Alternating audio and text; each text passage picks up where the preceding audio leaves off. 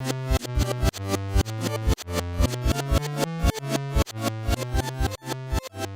everyone, this is Catching Up with the Nerds with your hosts Tom and JC and special guest Tim.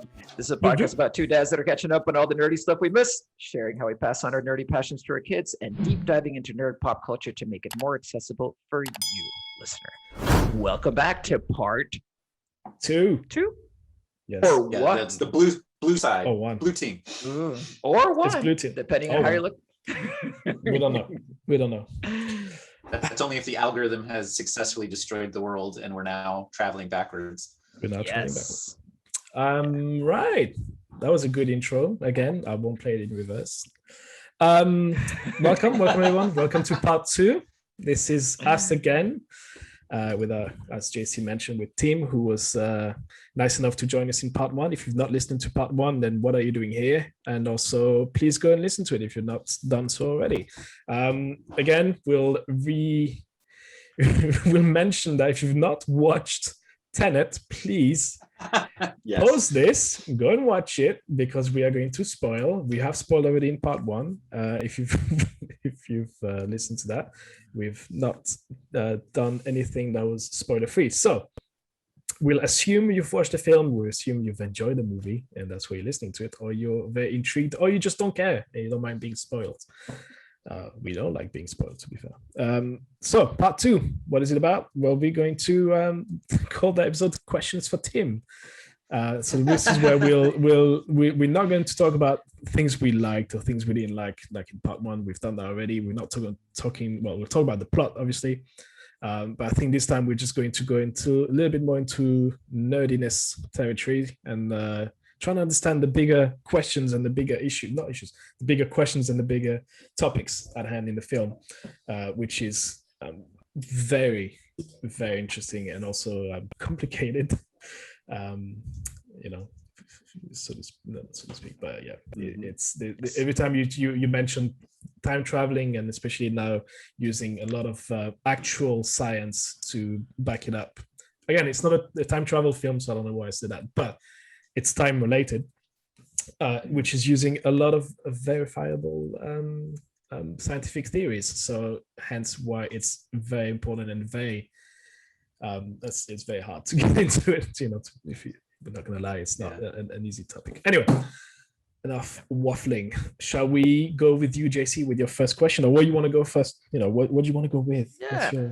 I'll just do a little intro as to why this is the Ask Tim corner. It's like, out of all my friends that I consider to be incredibly smart, Tim does the best job of explaining stuff to me that I'll read on a headline, not understand, and explain it to me.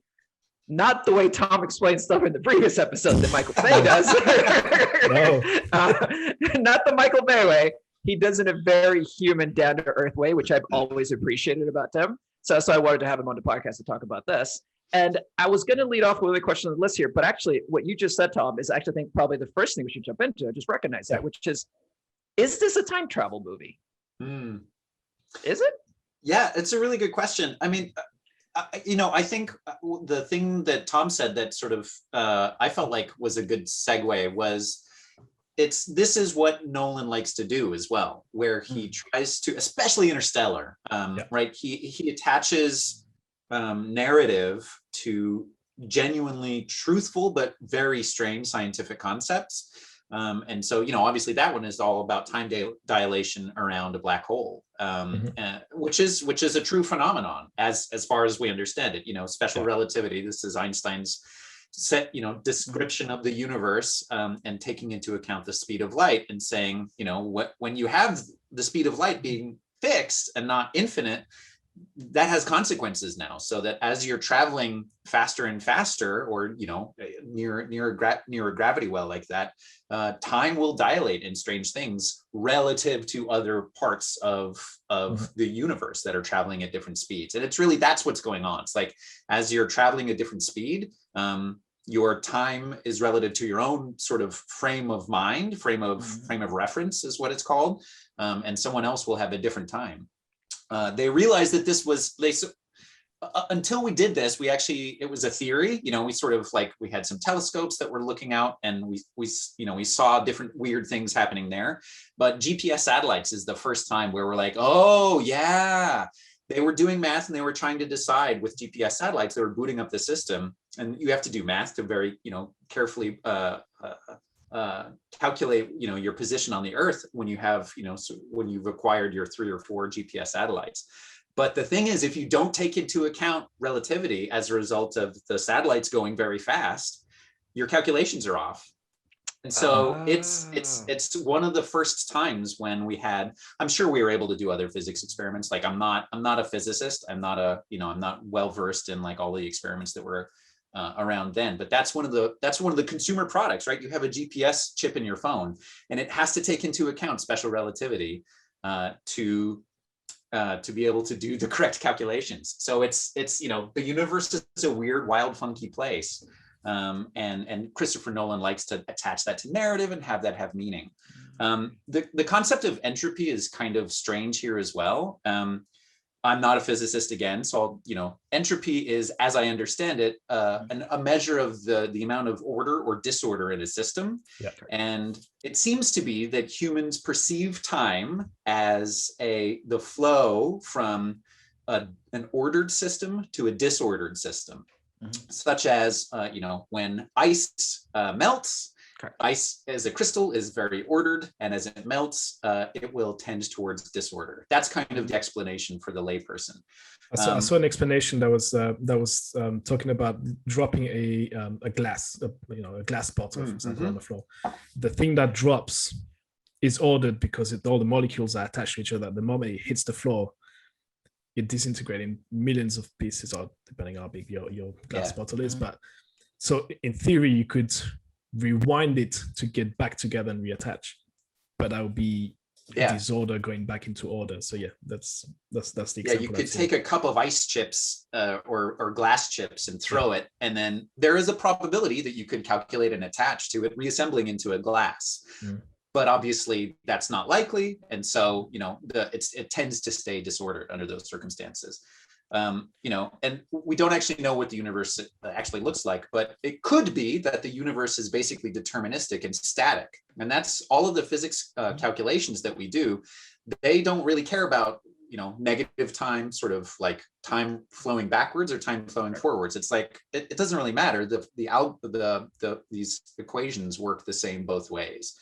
But it's just entropy that we seem to say, it's like, oh, when the system moves this way, that's how we perceive it. But it could be that the universe is essentially static, including, this extra dimension of time. So it could be literally like a cube of space-time that's static, and we just perceive a particular path through it. Right. And that they call it the arrow of time, and it's just entropy. And that seems to be, what Nolan's playing with here.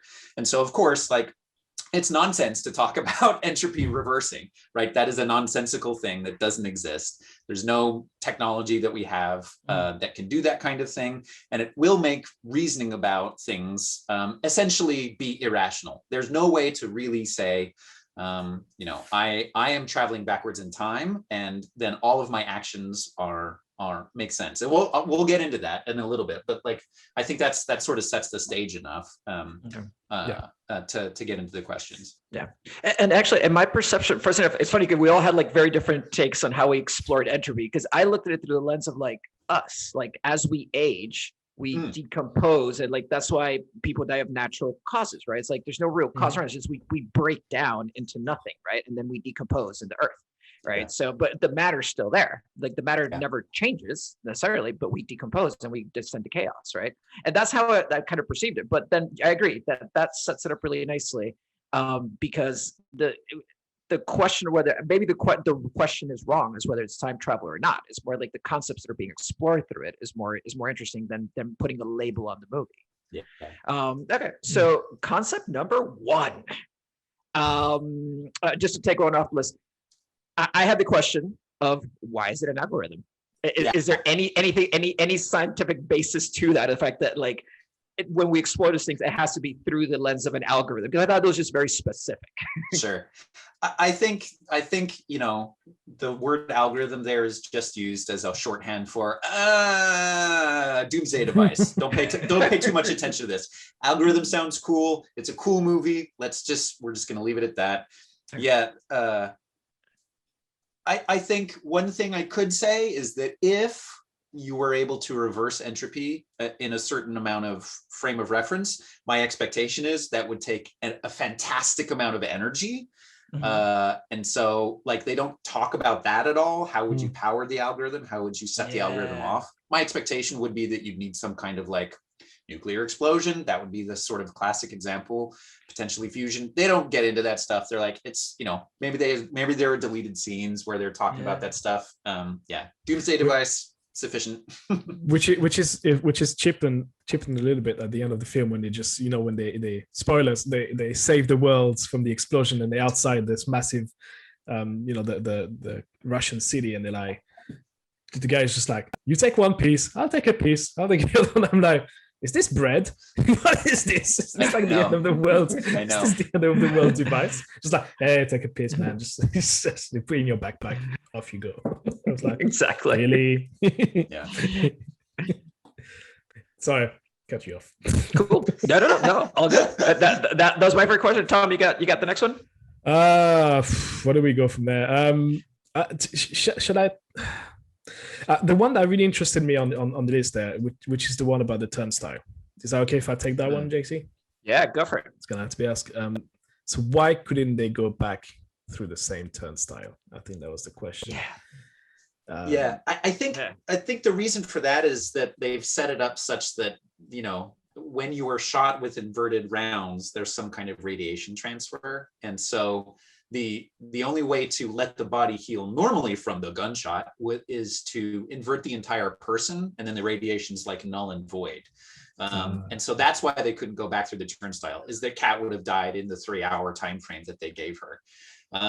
The funny thing that I was thinking through as we were recording episode 1 of the podcast was that you remember when he asks him, are we going to be okay going through the turnstile? And he's like, you know, yeah, we're right there. It's fine. There's a whole bunch of other scene when they turn around where they're organizing stuff. They're having this long conversation. That should all be playing out on the other side of the window the entire time. And they're just like, oh yeah, just don't look at that. Oh, now we're actually entering the machines. Like if we're already over there, the only way to get there is to go through that turnstile. So like, it should all be fine, but yeah, that makes sense, because that was one of my big ones. So like when they go through, it's like it always seems like they only check those last like 5 seconds before they go through. And the only time that a broader scene plays out is when Sator shoots Kat. We get to see that entire scene play out again. In reverse, but outside of that, they kind of shy away from it. They only show you like a couple of seconds. So I was wondering, like, is that by design or not? But it sounds like it is like a lapse in logic at that point. I think they maybe don't ever actually show the windows, and I think it's probably the storytelling device. It's just cooler to see it when you're like, oh, actually going in. It would be just distracting and confusing, you know, to have like, you know, Neil up against the glass and like literally Neil and the protagonist are having like a handshakey scene on the other side because they've already had this conversation, right? So it would just be distracting, I think, more so than anything else. I've got one that sorts of relates to what you said about being nonsensical almost, is that the conversation between the protagonist and Neil when they talk about the grandfather paradox? Is that paradox? Yeah. Oh yeah. Like that one sort of broke my mind a little bit because I was like, yeah, the guys from the future, they want to kill the people from the past. Seriously, that's going to mess everything up. Like, there's no future if you kill the past. Yeah, well, and he gets, so there's 2 ways that a conversation goes into the ditch. One is, there's a paradox where it's like this is not resolvable, and then the other side of things is you know, he says, well, doesn't the fact that we're still here right now mean that we succeed? And he's like, you know, and there are 2 ways it's sort of quantum theory, actually. And I'm not a physicist, but I know that there is a many worlds interpretation of quantum theory, which means that every time you have a decision point, an event, and then they're quantum events, you actually literally have a complete duplication of the entire universe into a different timeline. This is sort of like Avengers Endgame style, where, you know, when you remove an Infinity Stone from one point in the past, that branches into a separate timeline because it's a significant event. And they're saying, you know, yes, we can repair everything by just putting it back once we're done with it. So, you know, that's playing those time tricks. Yeah. It's also like a little bit the Bill and Ted's Excellent Adventure, where you're like, hey, if we just put the keys in the thing and they're going to be right here, right? It's like, oh yeah, cool. Yeah, they just think about it. They don't. Yeah, that's right. And just remind myself to do it, and then the self in the back remembers. Yeah, that's right. There's a really great Doctor Who episode as well with David Tennant, where he has, and it's actually brilliant writing too, where they have two conversations at the same with a different kind set of, like, one side of the conversation is the same, the other side changes throughout the episode as they're actually having a conversation. And it works both times, which is very cool. I'll find it and send it to you guys after the fact, because I can't remember it right now. Maybe we can put it in the podcast notes. It plays the same trick where it's like, I'm having a conversation through someone listening to your part of it and then writing it down.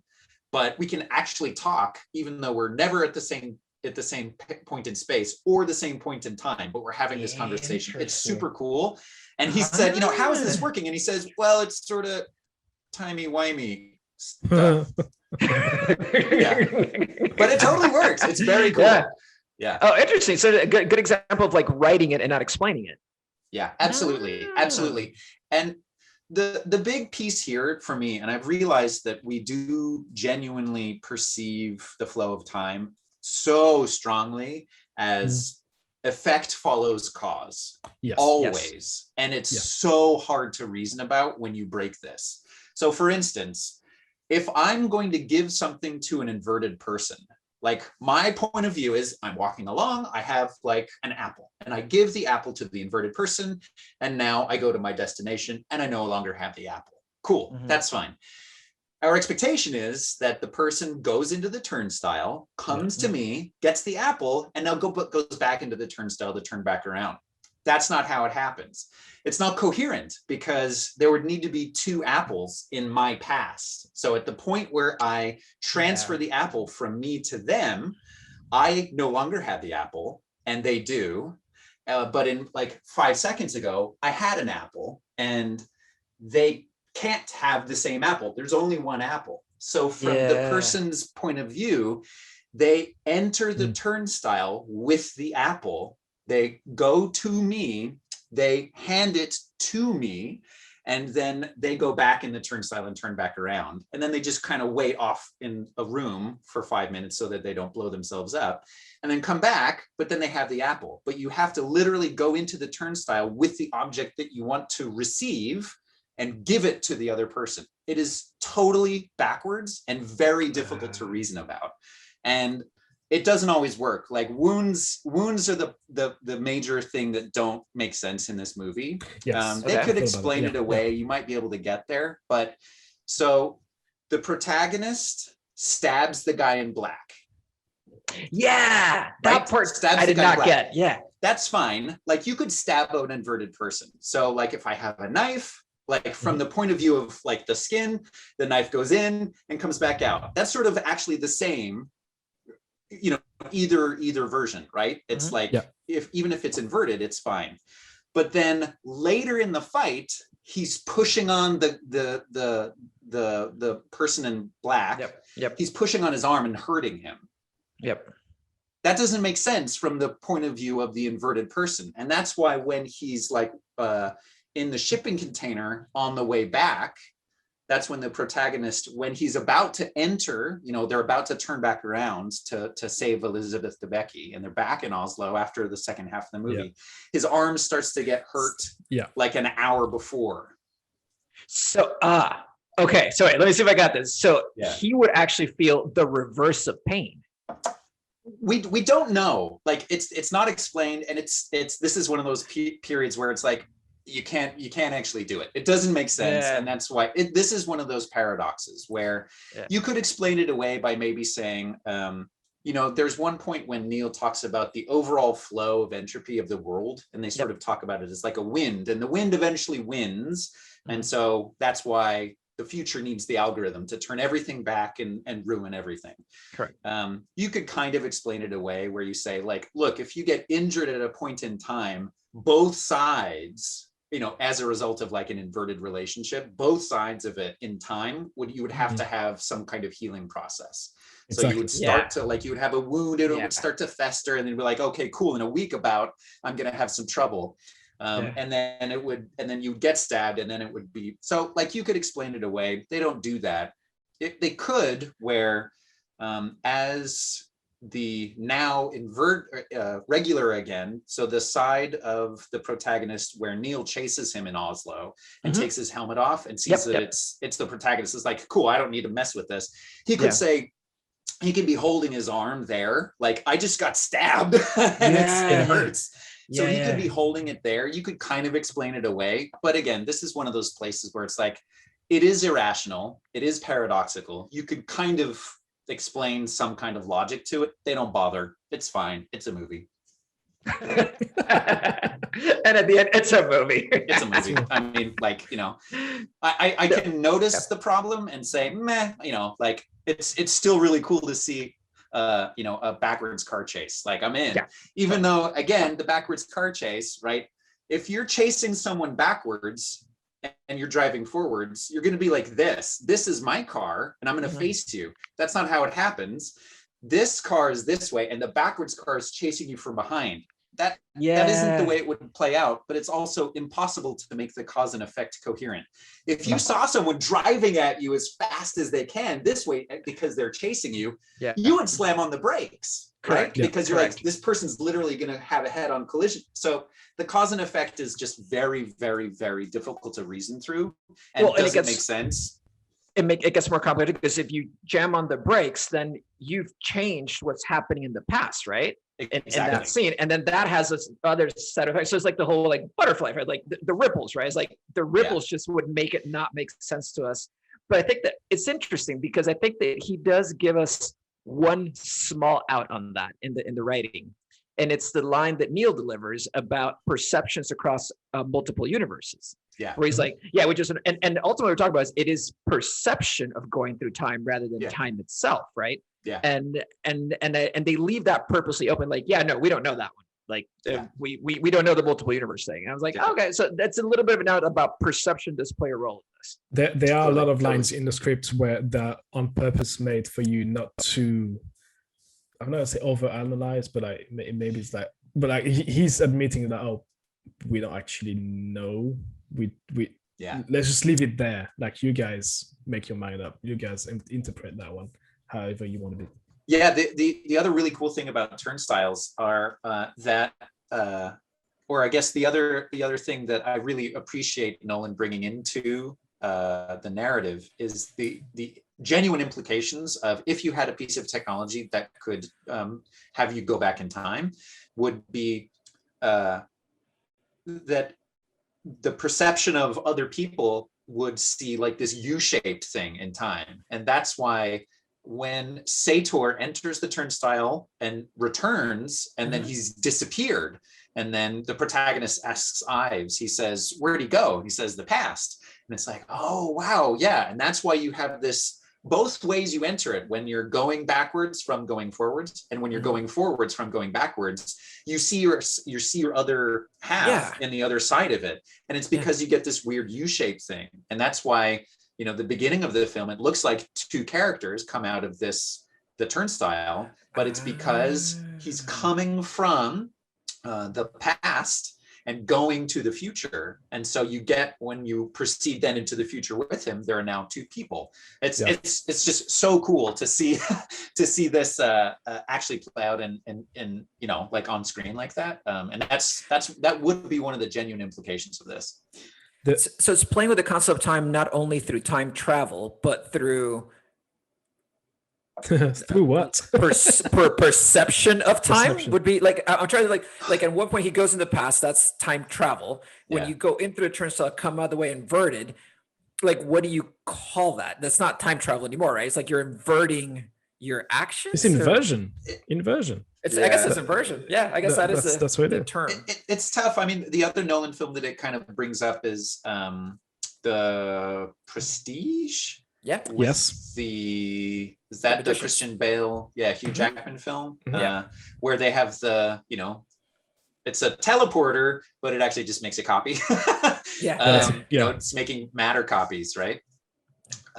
And it's sort of like that, because the turnstile, like, what is the turnstile? It's a thing that makes a copy, but now one of the copies goes backwards, maybe, or something, and then right? Because at that moment, then in the past, now there's two copies of you. So, but it's also like it's very difficult to reason through. I think like this is what makes it like, there's a bunch of weird stuff going on here. I watched this video of somebody trying to explain the concept of Tenet, and he was saying that there was actually the turnstile is essentially a photocopy machine, right? Yeah. Because at any given point in the story, so he does this graphic on-screen graphics where he walks you through the timeline of the film, and then instead of having a linear timeline, literally it takes a series of S's, so it's like a bendy road. Yeah. And then tells you, well, actually, there's not just one protagonist. There's 6 of them. There's not just one cat. There's 3 of them. Somewhere. At that point, I was like, hang on, this is not how I've read the film. This is not how I understood it. So now what you're telling me is, dude, it's a photocopy machine. Like he went into the machine. Yeah. There's now 2 of you. That version that copy of you that got created now went into another turnstile somewhere else. So there's 3 of you. Yeah. Running. Yeah. So you can't really see running along the same timeline. Well, on the same timeline, sort of, so to speak. Yeah. The same universe, going in different directions, in different. It's so weird it's such a weird concept, but you have one going backwards. That's why the initial protagonist, right? His first thing he does after dying and coming back to life is he goes and hangs out in a windmill for like 2 weeks or something like that, and that's so he can avoid all of the events of the movie without needing to get damaged. Which makes a whole lot of sense when you watch it again, because like and there you go, JC's like the point where I was after the second sprint out, because the first viewing I was like, wait, why are we seeing him in a windmill doing push-ups and all this stuff? I'm like, why? How is that important? Like, okay, to be fair, which sort of contradicts what I was saying before, is like that was a nice little break there in the story. You're like, okay, cool, get to breathe and think what's going on. But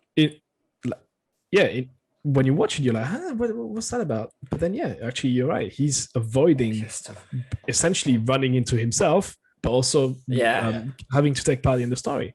So allowing the story to regress or progress or making more copies. Or making more copies, exactly. So when you watch in a second or third viewing, there's a lot of little things that you pick up on that make a whole lot of sense once you assimilate the concept of what Nolan is trying to say. Let's try to say. Let's try and explain. So, yeah. And the future version of himself is manipulating the copies into doing what needs to be done so that the future outcome comes out the right way. Sort of thing. That's what he says, like, you and I are both working for me in the future, because he acknowledges that it's a copy, and only now does that line make sense to me now, actually. So because then it brings up, there's one before I jump on Feynman Wheeler, it brings up the notion of, then does that explain away the whole fate versus reality thing, right? That they talk about, because my whole thing is like, they go into the turnstile, it's like, if you don't come out the other end, don't go in. I'm like, but then that gives you like, you have free will to not end yourself, but you just saw you ended yourself. So which one is it, right? So, but it's because the copy didn't get made. Did I get that right? Yeah, basically, it's like it's not really a copy, because it's like it's the same physical person who would proceed forward in time. It's now just proceeding backwards in time. It's just totally nonsensical, but which is okay. But the proving window side of things is like, if you don't see yourself over there, then either you don't enter the machine, or you're dead in the machine where you can't be seen from the window. Like, it's, there should really be a camera inside the machines. Like, are you dead in there, or where are we? Or did something timey-wimey go bad? And the bad guy is not really into health and safety checks, I think. It's like, you can see the meeting going like, boss, shall we put a CCTV cameras in there just to check? It's like, no, just don't worry about it. Just have like a badge. You have to scan the badge to get into the turn cell. If it doesn't scan on the other side, you're not going in. You're not going in. Exactly. Because that part did break my brain, I think, more than, a lot of stuff did. Yes. But that one in particular, kind of going like, the whole free will thing to me is not something I was expecting from this movie, right? At all. And then when they brought that in through the lens of I got so fascinated with the proving window as a concept, more than even some, I think, the bigger time concepts here. I was like, but now I want to know how that works, because that feels very tangible. It just felt more tangible than some of the concepts, and I really want to understand that. So, okay, I think I kind of got it. Which then I think would lead us into the Feynman Wheeler thing, which I think is a pretty big part of this. So you want to kick us off on that one, Tim? Sure. I mean, I actually had to look it up as well when you posited your questions. Apparently Feynman and Wheeler had literally a telephone call in the 40s where they chatted through this notion of, what if all of the electrons and positrons that exist are the same one? It's literally one, and it's just making multiple transits through our frame of reference, basically. So were that the case, what would that imply? What would that, what would it cause? What could we test anything out of that? So it's, that's an interesting concept. And I guess maybe that's like, well, again, like, what would it mean to invert the entropy of the entire Earth? Would the Earth turn around in its orbit? Would the solar system still function in a forward way? Is there an entropy force field that we would create? Again, like, none of this is really explained or explored in the film. What are the consequences of doing that? It's interesting to sort of postulate about, but it's not really touched on in the movie. Yeah, that's the part that I think I agree is not touched on in the movie, and the part that got me thinking about it is like, because I saw kind of the similar write up in Wikipedia, and because Wikipedia is where I go for the truth, and what it got me thinking about is like, all right, does that mean that if they reverse everything? So I get why the people in future want to reverse. So like, they want to go back to a time where the water isn't messed up and like everything's not dried up and like we didn't cause climate change, right? And that's and touching on the movie side, I think thematically, I love the fact that he spends his time in windmills out in the water, because it directly touches on climate change. So even thematically, it's like, such clever visual design, right? But does that mean that the reverse entropy for the world, we're just going back to the Big Bang? Like we're basically on a one-way ticket back to that. I would assume so. And, and eventually, you would have around you the consequences of the meteor strike that killed the dinosaurs start to pop, so like the Earth would seem to, it would cool for a while, and then you'd be in this nice place, and then you'd have some ice ages start to get colder and then sort of go reverse.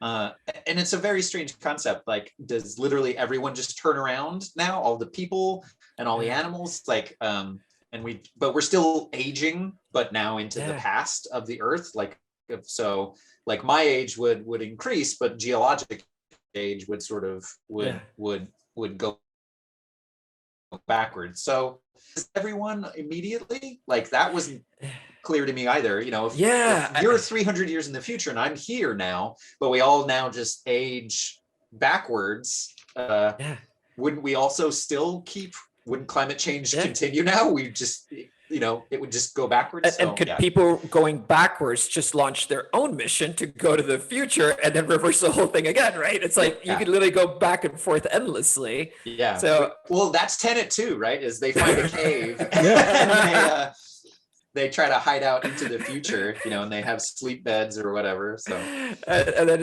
and Keanu Reeves gets cast. Yes. Okay. So all right. So that makes sense. Because the part that made me think about is like the electrons and then the positrons thing is like that there's always different like building blocks of matter going in different directions. And hence part of the thesis of this movie is like, as opposed to time travel in the way we traditionally see it, like Back to the Future, of just like, oh, you're gonna go through this portal in time, say it's gonna be warped, or like even Interstellar. What it does is like it makes it very visual. It's like, no, you're just jumping on a train going one direction or another. Just pick one and jump on it, right? It like totally oversimplifies it. That's like no, or simplifies it. I'm like, that's a new take on time travel. That actually is kind of I hope more people explore. Yeah, absolutely. I think you could tell a lot of stories because it is possible to construct clear, action sequences that are coherent from both sides, even when you have lots of different choices being made.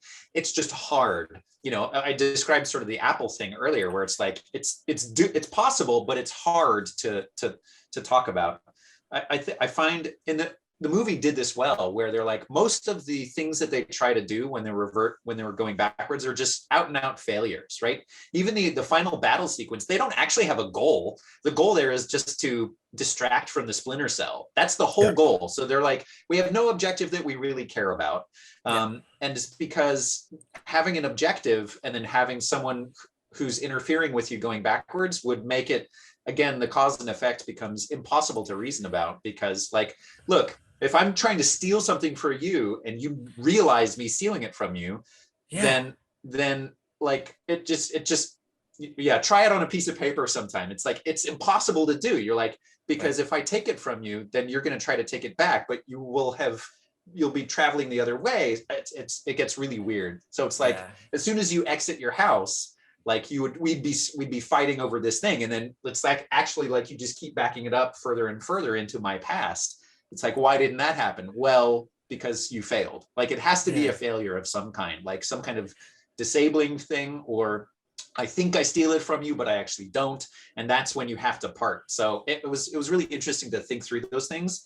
And this is what makes the movie hard to watch the first time. You're thinking about it while other stuff is going on the screen, and you're like, oh, I'm getting distracted. Totally. I think that'd be why movie, the people that actually went to cinemas and watched it the first, because usually you go into the cinema, you watch a movie once, right? It explains then the sort of frosty reception the movie's got. It's not what people were expecting. It's not a time travel, because I think it was sold as, it's not sold, but it was assumed it would be this time travel movie, and it totally isn't. And but again, the one thing, again, I bring it back to Interstellar. The one thing with Interstellar is, because I've got a hidden passion for space travel and black holes. Also, I plug in a Netflix documentary I watched actually the other day called Black Holes. I think the edge of what we know. I think that's what it's called. Yeah, the edge of all we know, which is a very super smart documentary that I just dropped. It's about black holes and Stephen Hawking, all the theories around it and all calculations about data around a black hole. So it's a very smart documentary. I would advise for you guys to watch it. And so going back to listen to going back to Interstellar, it's what I like about Interstellar is that I could explain it, rationally explain what was going on. I could go back and go into certain scenes and go, okay, this makes sense. Okay, maybe he's for the good of the movie, he's tweaked that bit of science that we know. He's assuming something that he's going into maybe sci-fi territory there, but it sort of makes sense for me to comprehend what's going on and to move the story forward. But with Tenet, it's like, again, so high-end concepts of time and reverse times. It's work, in terms of reverse flows and stuff like that. It's so almost. What's the word for it? It's not really a concept that you can grasp that easily, and it's you can say, oh well, that's actually what makes the movie worth watching over and over again, so you can try and understand what's going on. But it's a very difficult topic to try and grasp and understand, and because like you said, Tim, before, it's like we're so used to a linear understanding of action and reactions and cause and consequences. Like when you're trying to integrate those thinking, those understanding, those those sort of theories that make sense to you, and you're trying to disconstruct those and trying to make sense of what's going on, it's literally melting your brain. there's and I like it. Like, I don't want everything to be explained and put on a plate for me, right? Then that's fine. I'll allow that to happen. It's just it feels sometimes I'm like, oh God, it's almost too foreign for me to actually believe in it. And marrying that with a breathless action movie that's when it's like, oh, there's so much stuff here, which makes repeated viewings very valuable, as you said. Yes. Absolutely. But that first viewing I'm kind of glad I didn't see it actually in the theater the first time, because I think with it being deafening as well, I may have come out of it being like, I hate that. It was so much. It's such a full experience. I can't. You know what they did in Paris, as they reopened the cinemas in Paris the couple of weeks ago, or maybe last month, I can't remember when it was. They actually went online. So the producers of Tenet, or whoever it was, I can't remember who it was. I think it was actually maybe the Science Institute in France, something like that. They went, oh, if you went to watch Tenet, like they put something online. It was like, if you just watched Tenet once, we would like you to come back and watch it again with us. We do a Q&A before the movie, and then we all watch the movie again. Oh, that's so they cool, they actually dude. had scientists and like physicists and everyone that was involved in any way, shape, or form in trying to explain to people. And I thought that was a cool thing. So people that were there, that was the second viewing of the film. And so they interviewed people before the movie and after the movie. And they went, before the movie, they're like, it's a time travel film. Like, I didn't get it the first time, so I'm here to get answers. And most people went back in. It's like they got to chat with physicists, they got to chat with scientists, and they were like, okay, cool. They went out, they went, still don't quite get it, so I'm gonna go and watch it a third time. And I was like, even with the explanations, I'm like, I still don't really know what the hell's going on there. But again, that's what makes it to that credit of the film, that's what makes it a great film. If you want to rewatch it, like if it's being rewatchable, it's a great thing. If you're not turned, the perfect opposite example of that, a movie I watched ages ago, but it was one of the movies that first turned me on to like time travel from a very different angle, was I don't know if you guys watch Primer. And it's also a time travel movie with no special effects. Like, it's just like it's all based on logic. And I saw it ages ago, and I remember going like, oh damn, that's not what I was expecting. And it was one of those movies that I wanted to rewatch to understand it further, because it also plays some concepts of times that are very interesting. Yeah. But it's slow paced. So I never got around to doing those rewatches, just because I'm like, but I have to sit through that part, sort of thing. And that's what I kind of like about this movie. This, because it's action packed, it's like, it's very rewatchable easily, just to like kind of like hang out. So yeah, no, I agree. I'll wrap on coming back to a point I think either Tom or Tim said earlier about like just the Nolan verse. And it, when you said it, I was like, is it? And I was like, it is, because he's creating a Nolan verse based on concepts, not on characters, right? It's like time. He loves to play with all these different angles of like time and space, and that's his universe. And I'm like, bring it on, Nolan. But ready for more. add to that, because it's what was that video I watched? He's like he's the new master of time in Hollywood. But the one thing that he manages to do with every single film is like, it's okay. Again, let's take Inception, let's take Interstellar, and let's take Tenet.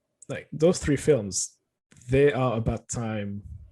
In like Interstellar's got black holes and obviously relativity. Inception is about also time slowing down, going deeper into dreams, so that's affecting your understanding of time. And that one, but the main message behind all of those films is not actually time. It's every time it's about an emotion. So like Interstellar is about love, the love of a father with his daughter, and that's how it actually transcends everything. That's how they managed to save humanity. Spoilers. It's the same with this one. It's like that one's about friendship. It's between Neil and the protagonist. It's actually a story about their friendship. Inception is about, I don't know, but Inception is about actually. Oh, it's Leonardo DiCaprio's trauma. It's his loss. He's trying to desperately make up for that trauma of loss, and he will go to any depths to do it. That's what drives that character. I think the most straightforward one. Yeah. I watched Shutter Island, so that's what suddenly I got confused with, because obviously both of them are DiCaprio, but one is slightly more messed up than the other one. Well, slightly, a hell of a lot more messed up. But yeah, that's what's appreciated. I've got one last question. It's nothing to do with being an engineer.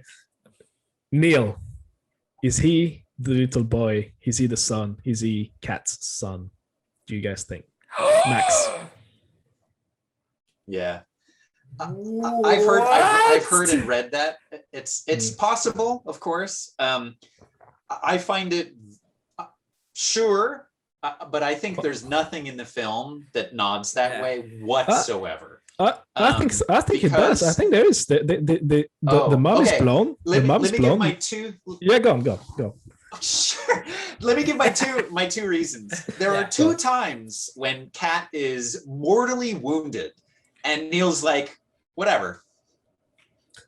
Okay. And maybe it's because he's very confident about the universe playing out the way it should. Because he knows. I think even in those circumstances, if your mother's literally shot and bleeding to death, and he's not the one who advocates for going through the turnstile, it's John David Washington, right? It's the protagonist who says that. He's like, whatever, he's like, she's bleeding to death on the other side of the window, and she will die very quickly because it's an inverted round. And he's just busy having this conversation with Ives and with the protagonist. So for me, that's a really strong mark against. Isn't Neil sort of stuck in a time loop in a way, because it's like he knows already. It's like, at the end of the film when he goes, well, it's the beginning of a new friendship. Well, for you now it's the end, but of something. I can't remember the act. Yeah, for him it's the end. For him it's the beginning. So it's like he's stuck in the time loop. So he's seen this before. He's seen that his mother gets shot, and he's not reacting to it anymore because he knows it's going to get fixed. But saying that, the only two people with a British accent, well, three, it's Michael Caine, but the three Brits, Michael Caine, Kat, and Neil. Same hairstyle, blondish. Michael Caine could be Neil in the future. We don't know his name. Well, I just killed Neil was killed in the hypocenter, but maybe not. If the wounds thing are really not as problematic as I make them out to be, then it's like, just get over a gunshot to the head. So because I think the only part that could validate that in movies that Neil says multiple times, what's happened. Yeah. Right. Yeah. But then that directly contradicts like some of the stuff that we just talked about like, yeah, you could go off and change stuff, and it has all these infinite permutations of what that happens. So it like contradicts that. But to your point, you can't conceptualize that in the movie. Like even we have a hard time like talking about it. Yeah. I'm sure people way smarter than us have a hard time talking about that. But yeah, that could validate that. That's an interesting angle. I had not heard that one. I haven't done a lot of research about that. So that's cool. I like that. Feasible, certainly. On screen, I advocate for no. Yeah, there are millions of people in the world with a British accent and who are blonde, so I'm not fussed. To a certain extent, it makes sense to me that he could be Neil. And there's the classic one that I've seen online. It's like, well, his name is Neil.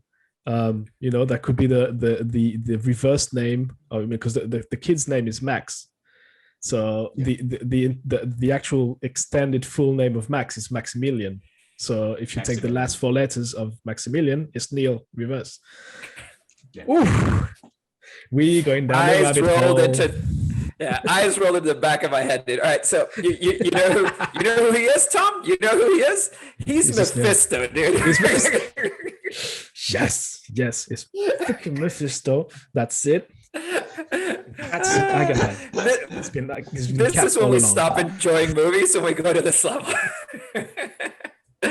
Oh man! All right, fellas, shall we wrap it up? Yeah, this is like when you guys wanted the mutants, right, to come into the Scarlet Witch TV show, right? Yeah. Totally. Rabbit hole that we regretted so much afterwards. Yeah. Oh, no, I listened to that whole section. Yeah. Absolutely ruins the Falcon and Winter Soldier for me. Totally did. Oh, God. Totally did.